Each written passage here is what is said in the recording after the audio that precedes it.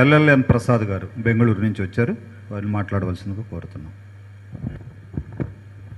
సభాయై నమః. నా పేరు లక్ష్మీ నరసింహ ప్రసాద్. మేము కర్నూలులో ఉన్నప్పుడు తెలుగు భాషా వికాస ఉద్యమం తరఫున జేఎస్ఆర్కే శర్మ గారి ఆధ్వర్యంలో నిరాఘాటంగా ఇప్పటికి కూడా జరుగుతుంది. ఇది కేవలం తెలుగు భాషా వికాస ఉద్యమంలో దాదాపు 20 మంది కర్నూలు నుండి వచ్చారు. మేము 4-5 సంవత్సరాల నుండి బెంగళూరులో ఉన్నాం. మేము ఆ తెలుగు భాషను ఆయన ఎంత బాగా ప్రచారం చేస్తున్నారంటే పల్లెలకు పోయి ప్రతి ఒక్కరిని ప్రేరేపించి చేస్తున్నారు. మాకు చాలా సంతోషం అవుతుంది. ఇక్కడ బెంగళూరులో మా మనవరాలు కన్నడ మీడియం చదువుతుంది. ఆ పిల్లలు కన్నడలో కంపల్సరీ చదవాలా అనే రిస్ట్రిక్షన్ పెట్టినారు. మరి అదే మన ఆంధ్రప్రదేశ్లో తెలుగులో మాట్లాడితే ఫైన్ వేసే పరిస్థితి ఉంది. అది అంత స్ట్రిక్ట్గా ఫాలో అవుతున్నారు.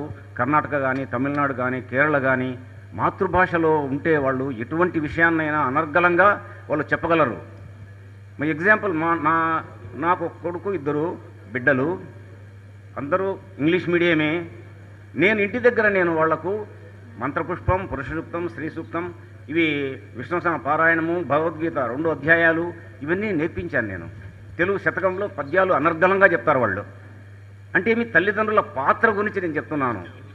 చిన్న ఉదాహరణ, మా అమ్మాయి మెడిసిన్ చేసేటప్పుడు వాళ్ళ ఫ్రెండ్కు వాళ్ళ నాయన లెటర్ రాస్తే మా పాపతో చదివించుకుంటారంట ఆయన. ఏమంటే తెలుగు మాట్లాడుతాను కానీ చదవలేదని.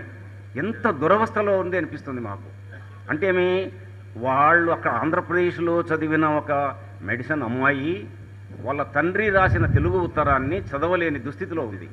మా అమ్మాయితో చదివించుకునింది అని చెప్తుంది మా పాప. నాకు చాలా బాధ అయింది.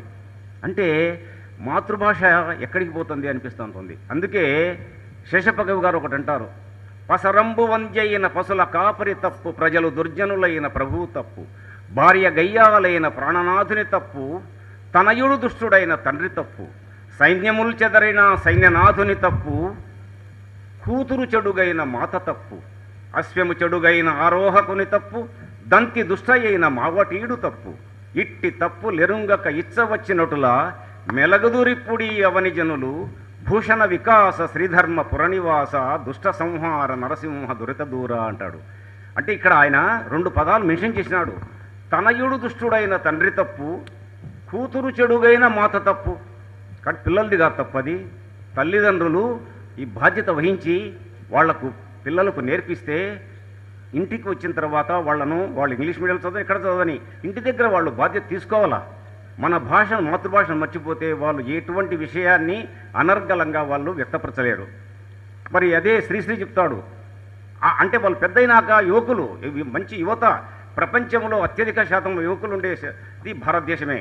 రాబోయే 10-20 సంవత్సరాల్లో అగ్రదేశాల లిస్టులో ఫస్ట్ స్థానంలో వచ్చినా ఆశ్చర్యపోనక్కర్లేదంటారు మోడీ గారు.